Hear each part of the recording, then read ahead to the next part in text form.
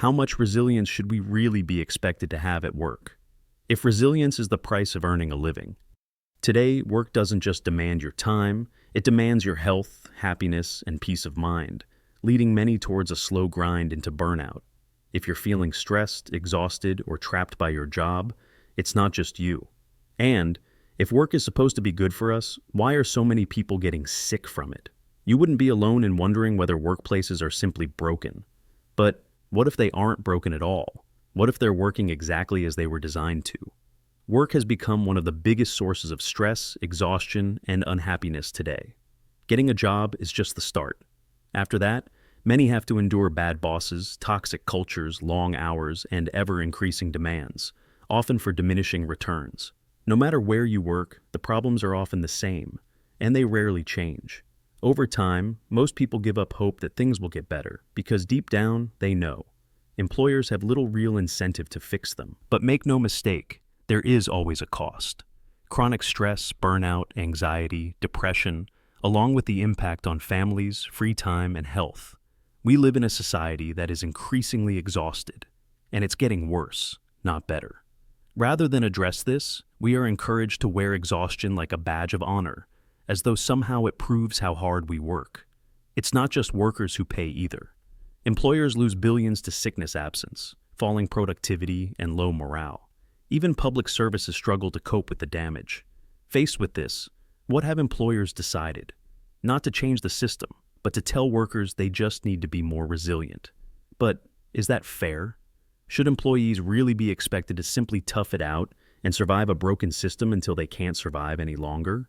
This is why you have probably heard the term resilience. It has risen to prominence in recent years, with many organizations declaring they want to build resilient workforces. Yet surveys indicate that, for many workers, resilience appears to be in steady decline. According to Spill, more than half of U.S. employees feel they don't get enough support for their mental well-being. A study by the American Psychological Association found that employees who describe their workplace as toxic were twice as likely to be planning to leave their job. So, if there's a drive towards greater resilience, why do workers increasingly report that work is harming their health? To answer that, we first need to understand what resilience really means at work. The concept was popularized in the 1990s by clinical psychologist Salvatore Madi, who developed hardiness training to help people cope with difficult situations by building social support and psychological coping skills. Maddie's work gained prominence during the global recession and later periods of economic uncertainty. Over time, resilience became a corporate buzzword, seen as a tool to reduce sickness absence, boost productivity, and increase profits. In this context, workplace resilience is about employees bouncing back from challenges, and the goal is to encourage toughness in the face of workplace adversity. And there is a clear imperative for businesses to strive towards a more resilient workforce, particularly when you consider the cost of poor mental health. In the UK, for example, employees take around 18 days off annually for stress, depression, or anxiety. Poor workplace mental health costs UK employers around £56 billion each year, a 25% increase since 2019. Presenteeism alone costs approximately £28 billion, absenteeism around $6 billion. In today's workplace, employees are encouraged to build resilience through mindfulness, team bonding activities, mental agility, training, self-care programs, goal-setting exercises, reframing challenges, and compartmentalizing cognitive load. Thus, the path to resilience has become a hybrid of corporate messaging and traditional therapy, a kind of therapy for the workplace. This prompted the rise of corporate wellness programs and partnerships with mental health charities, initiatives that employers are keen to tie to their brand. On the surface, this should paint an optimistic view of the future, but the reality is different. Despite the corporate crusade to toughen up employees, stress and burnout continue to rise. In a 2023 study by the American Psychological Association, 84% of workers reported at least one mental health challenge in the past year, hardly a sign of thriving workplaces. Employees frequently cite concerns about overwork, toxic leadership, poor management, and the relentless always-on culture. Many employers increasingly expect unpaid overtime to become the new normal, And let's be clear, developing resilience isn't a bad thing in itself. Today's workforce faces a multitude of challenges, and developing greater resilience is a tool that can help us to deal with many of life's challenges. But clearly, something is missing. Why? Well, there may be a deeper contradiction at the heart of the resilience movement. For many, the workplace consistently ranks as one of the biggest sources of stress. Time and time again, the same issues resurface: poor management, toxic cultures, bullying, long hours, and low pay. If we are to get closer to the truth, we should consider that many of the root causes of issues at work are already well known. And maybe telling employees to become resilient just treats the symptoms of causes that are often ignored. The signs are there and well documented.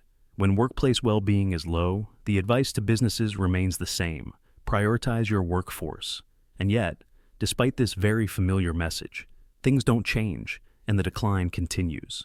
This leads to the uncomfortable question: have employers simply failed to address systemic problems, and is resilience being used to shift the blame onto employees? By failing to fix broken systems, the consequence is that businesses often choose to absorb the pressure by pushing it onto the workforce.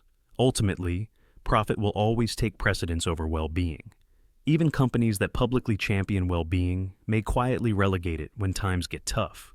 And rather than address systemic problems, it's often easier and cheaper to let dissatisfied employees leave. On the surface, this approach seems counterproductive. High turnover is costly. Replacing an employee can cost up to 40% of their annual salary. Frequent turnover disrupts workflows, weakens team cohesion, degrades product quality, and harms customer satisfaction.